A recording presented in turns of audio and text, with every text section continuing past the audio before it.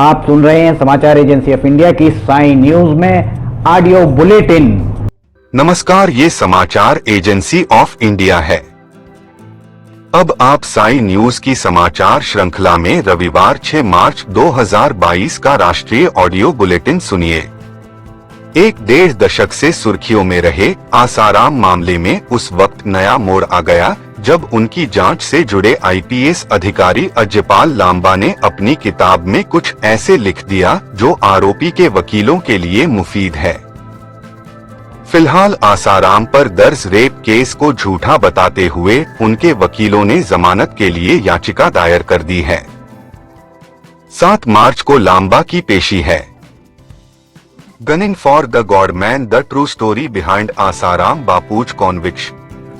इस किताब में लिखी एक लाइन ने राजस्थान के सबसे चर्चित आसाराम केस को एक बार फिर सुर्खियों में ला दिया है।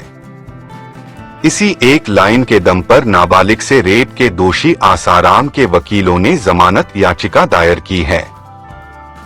ये किताब आसाराम को गिरफ्तार करने वाले आईपीएस ऑफिसर अजयपाल लांबा ने लिखी है।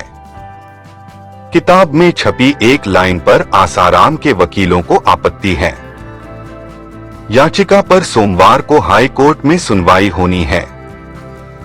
आईपीएस की किताब में लिखी एक लाइन ने इस केस को फिर जिंदा कर दिया है।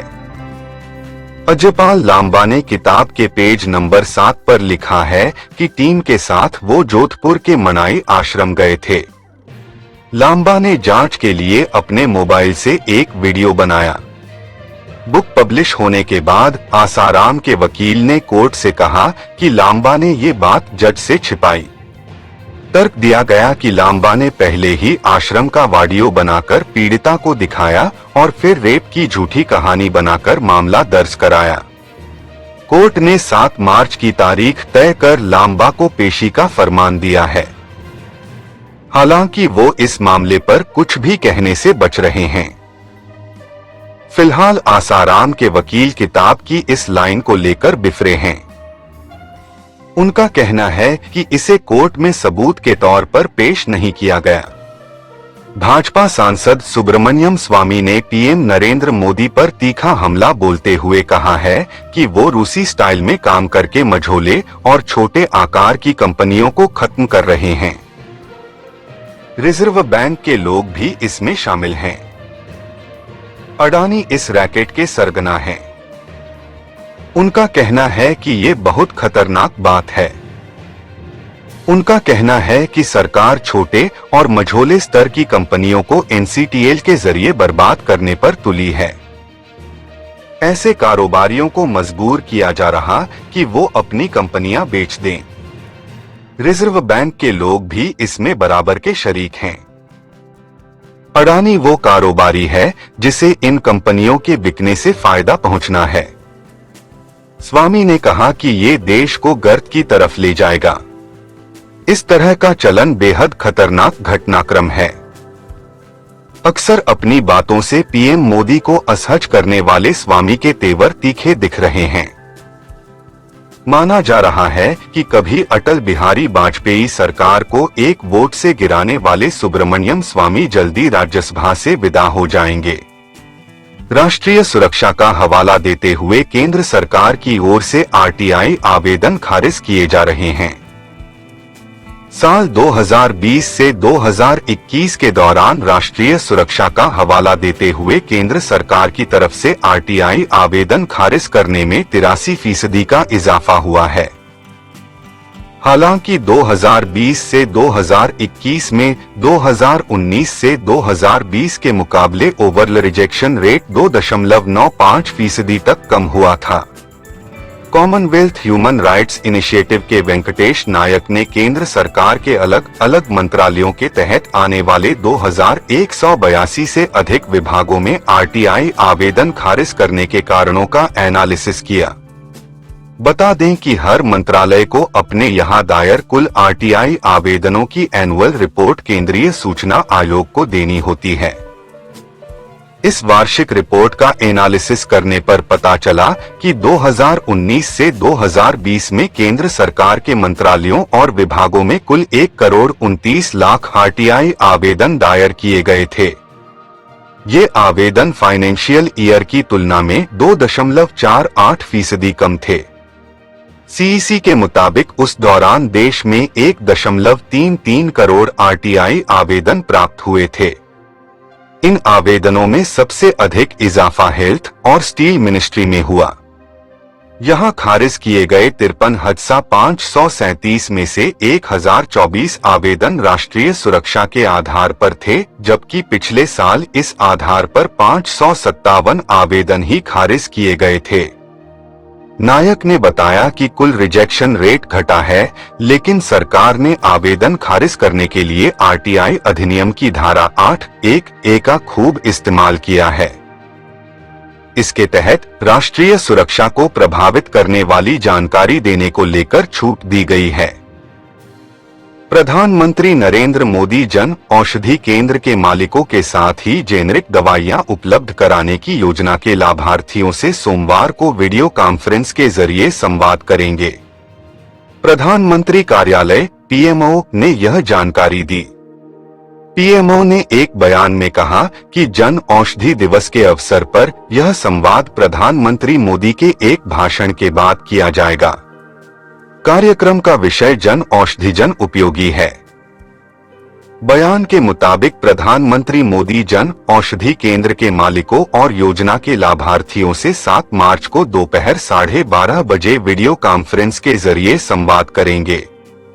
उल्लेखनीय है कि जेनेरिक दवाइयों के उपयोग और जन औषधि परियोजना के फायदों के बारे में जागरूकता पैदा करने के लिए 1 मार्च से देश भर में जन औषधि सप्ताह मनाया जा रहा है। बयान के मुताबिक देश में अभी 8,600 से अधिक जन औषधि स्टोर हैं। इसका उद्देश्य लोगों को वहनीय मूल्य पर दवाइयां उपलब्ध कराना है। ये समाचार एजेंसी ऑफ इंडिया है। आप सुन रहे हैं साई न्यूज की समाचार श्रृंखला में रविवार 6 मार्च 2022 का राष्ट्रीय ऑडियो बुलेटिन। दिल्ली उच्च न्यायालय ने दिल्ली के कई अधिकारियों से जवाब मांगा है कि पेड़ों की सुरक्षा और संरक्षण में कर्तव्य की अवहेलना के लिए उनके खिलाफ अवमानना की कार्यवाही क्यों नहीं शुरू की जानी चाहिए। न्यायमूर्ति नजमी वजीरी ने कहा कि पेड़ों को हुए नुकसान को नजरअंदाज नहीं किया जा सकता और लोक निर्माण विभाग, वन विभाग, बीएसीएस, आरपीएल तथा दिल्ली पुलिस के अधिकारियों सहित कई विभागों को नोटिस जारी किया। साथ ही सुनवाई की अगली तारीख 14 मार्च को उन्हें अदालत में उपस्थित रहने का निर्देश दिया। पश्चिम बंगाल के राज्यपाल ने 7 मार्च को दोपहर 2 बजे पश्चिम बंगाल मंत्रिमंडल की अनुशंसा पर विधानसभा का सत्र बुलाया है। इससे पहले सदन की बैठक बुलाने को लेकर भेजे गए प्रस्ताव में मुद्रण की गलती हो गई थी, जिसके कारण सत्र को रात 2 बजे बुलाने की जानकारी दी गई थी। साथ ही पश्चिम बंगाल के राज्यपाल ने रविवार को पश्चिम बंगाल विधानसभा अध्यक्ष बिमान बनर्जी को चर्चा पर आमंत्रित कर राजभवन आने का न्योता दिया है। राज्यपाल ने पत्र में बिमान बनर्जी को पिछले संबोधन के दौरान सीधा प्रसारण रोके जाने की ओर इशारा करते हुए लिखा कि पूर्व में विधानसभा सत्र को संबोधित करने के दौरान उत्पन्न स्थिति जिसमें संबोधन के दौरान सीधा प्रसारण रोकना शामिल है, मैंने पाया कि यह आवश्यक है माननीय स्पीकर से संवाद किया जाए ताकि सदन की कार्यवाही की पवित्रता बनी रहे और राज्यपाल के कार्यालय की गरिमा को ठेस न पहुँचे। प्रधानमंत्री नरेंद्र मोदी ने सोमवार को पुणे मेट्रो का उद्घाटन किया। इस दौरान उन्होंने तब के सीएम और भाजपा नेता देवेंद्र फडणवीस की जमकर पीठ थपथपाई। उन्होंने कहा कि इस प्रोजेक्ट के पीछे देवेंद्र फडणवीस की मेहनत है, वो लगातार इसके लिए प्रयत्न करते रहे हैं। पीएम की इन बातों को लेकर यूजर उनकी खिंचाई भी कर रहे हैं। लोग कांग्रेस नेता मणिशंकर अय्यर का जिक्र करते हुए पूछ रहे हैं कि गुजरात में अभी तक मेट्रो क्यों नहीं आई। पीएम मोदी ने यहां एक कार्यक्रम को संबोधित करते हुए कहा, आनंद नगर तक पूरे मेट्रो में सफर किया। मेट्रो पुणे में मोबिलिटी को आसान करेगी, प्रदूषण और जाम से राहत देगी। 5-6 साल पहले हमारे देवेंद्र जी जब यहाँ मुख्यमंत्री थे तो इस प्रोजेक्ट को लेकर वो लगातार दिल्ली आते रहते थे। बड़े उमंग और उत्साह के साथ वो इस प्रोजेक्ट के पीछे लगे रहते थे। बिहार के डीजी एसके सिंघल 50 मीटर की दौड़ में मुंह के बल गिर गए। ग्राउंड में पीछे चल रहे आईपीएस अफसरों ने उन्हें उठाया। उनकी नाक और चेहरे पर चोट लगी है। मौके पर ही फर्स्ट एड कराया गया। उसके बाद वह बीच कार्यक्रम से निकल गए। घटना 26 फरवरी की है। इसका वीडियो अब सामने आया है। पटना के बिहार मिलिट्री पुलिस ग्राउंड में पुलिस सप्ताह के समापन समारोह के दिन 50 मीटर की दौड़ प्रतियोगिता आयोजित की गई थी। इसमें सिर्फ आईपीएस अफसरों को दौड़ना था। डीजीपी हौसला अफजाई के लिए दौड़ में शामिल हुए थे। सबसे आगे निकलने की होड़ में वे तेज दौड़ने लगे। इसी चक्कर में वह औंधे मुंह गिर पड़े।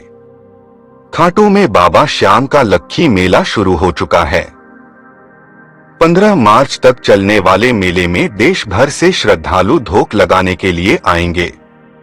आज रविवार है, ऐसे में मंदिर प्रबंधन का मानना है कि मेले के पहले दिन दर्शन करने वाले भक्तों का आंकड़ा 1.5 से 2 लाख तक पहुंच सकता है।